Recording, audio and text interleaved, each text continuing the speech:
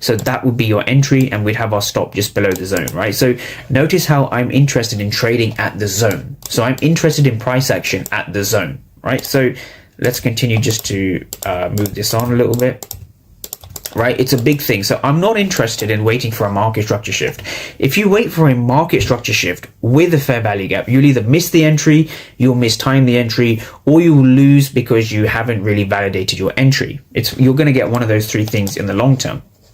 But just by using the order flow, we can get a significant amount of context on what we're looking for.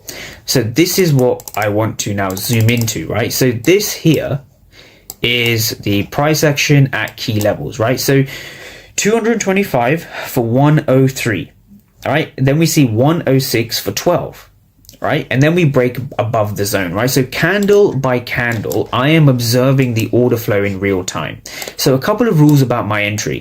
I never look to enter the first tap, right? I actually use the first tap the same way I'm using the second tap. I want to see what's going on over here. So what I see here is passive buyers, right? PB. I'm just going to write PB, passive buyers.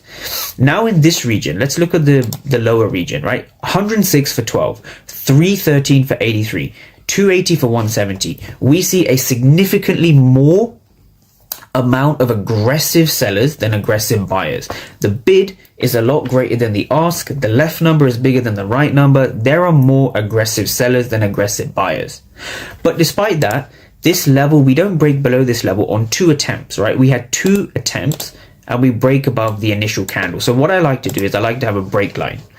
So my break line in this case would be a more aggressive one would be here.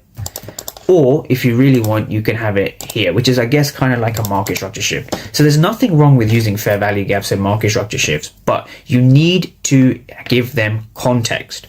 And this is what this video is all about, this presentation, right? So if we kind of go back a little bit, put this here. So context, let's go from this. So context, clarity, and now we need confirmation, right? Context, clarity, confirmation. This is what we're looking for.